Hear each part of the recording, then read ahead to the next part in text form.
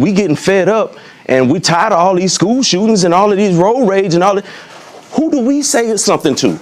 Who hears our voice? And when does the white fatigue kick in? And when does the white fatigue kick in? Well, we've been hearing about white, that's the point, right? We've been hearing about it all our lives, about white fatigue, about systemic discrimination. But nothing's ever been done. That's the problem. It has been done. That's why we've done systemic justice reform that has led to more crime, right? That's the reason for no three-strike policy. That's the reason for cashless bail. That's the reason for catch and release. The reason for it, in the wake of Black Lives Matter, George Floyd riots, Summer of Love, was we're going to reform crime, we're going to reform the justice system, and it's gotten worse everywhere it's been. And then when white people leave those neighborhoods, well, now it's white flight. If they come in, it's gentrification.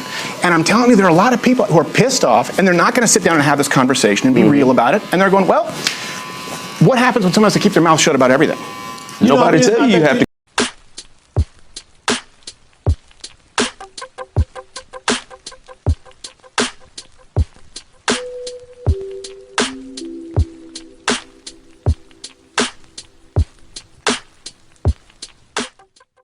Yo, so we back in here for another edition of F-ya-Motha and Steven Crowder. This is fucking Charlie Kirk 2.0.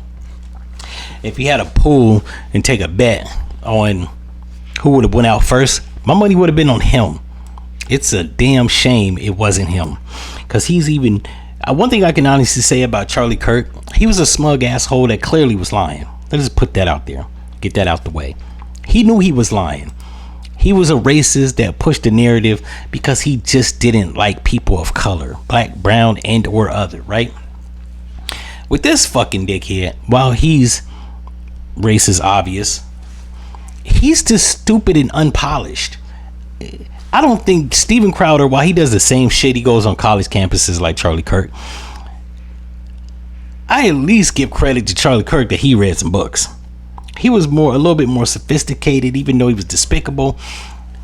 He was actually, like, I say in jest that he was a dummy, but he was far from an idiot. He knew what he was doing. He knew he was spreading propaganda, and it was a means to an end.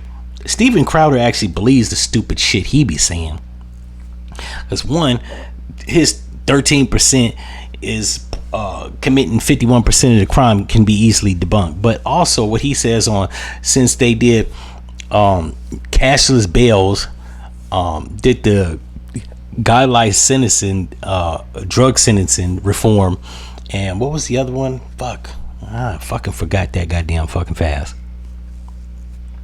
But he says that those reforms in the criminal justice system have led to crime, more crime. That's bullshit.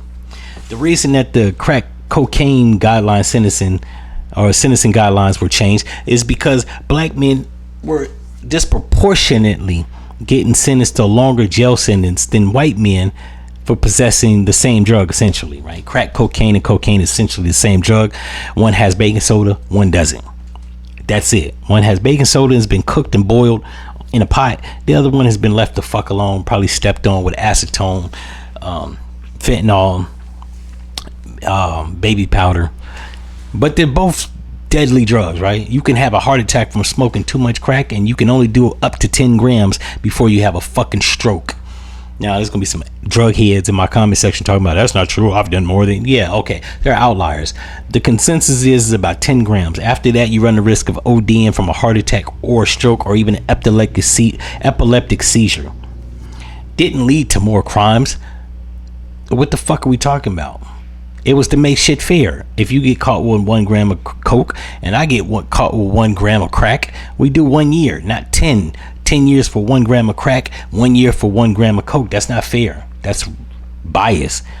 And it comes across as being racist, right? Racist motherfuckers passing laws to lock niggas up for longer for the same shit. The cashless bail is because they want criminals to be able to post bond, and it's not just a signature bond. It's like they're not allowing you to use cash. Most criminals in the streets of Chicago, which I think that's where they were trying to pass that law. I don't know if they did, but yeah, they keep large sums of money on them. So to keep them from being able to post bond, they had to use a debit or a credit card, which most of them don't bank. So that makes it harder for them to get out of prison. Or jail, my bad. It makes it hard for them to get out of jail until they go to court, and so they have to stay in jail, right? Which I think is a good method, right? If you got these smart asses that's carrying wads of cash on them, and you booking them, and they like, shit, I'll just get out. I got about 5 stacks on me. Yeah, you want to keep this nigga on ice. You don't want him to get out, find out who the fuck told on him, go spray up the house, kill some more people. That didn't lead to more crime. It actually led to less crime. He's a jackass.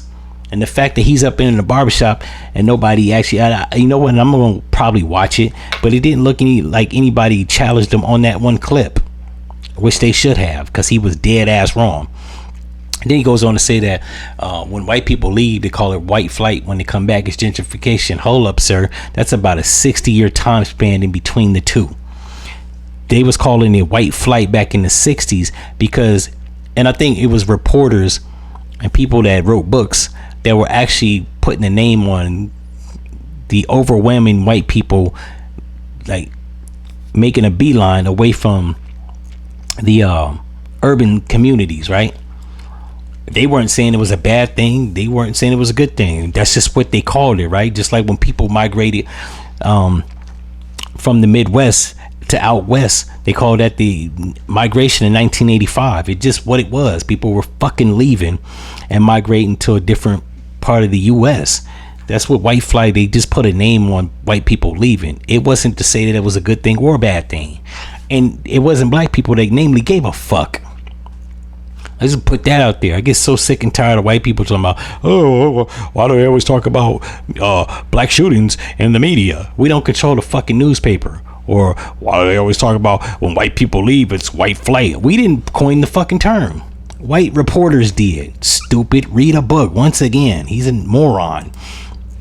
Gentrification. Black people are making an issue about that because it's white people with above average salaries or a little bit of coin coming back to the urban communities, buying up real estate, and you know what I'm saying, I ain't gonna say unfortunately fixing shit up, but they are fixing shit up and causing property values to rise exponentially, and people's wages aren't able to keep up with that, so they're being forced to leave and move the fuck out their community. Once again, I'm not saying it's a good thing or a bad thing, it's just what it is, but they call it gentrification because it ain't helping the fucking people that live there. I would have thought that was obvious, but once again, we're dealing with somebody that has DWS, so then there's that. He's not too bright. He's not the brightest bulb in the damn outlet. He's kind of dense, and the only people that think that Steven Crowder, Charlie Kirk, Nick Fuentes, and any one of these right-wing talking heads are people that have low IQs, never been to college, don't read books. We're not dealing with the sum of the most intelligent people in America. But then again, most races aren't smart. They are kind of low IQ and unintelligent. In any event, if y'all like this episode, like, comment, and subscribe, and I'm is out.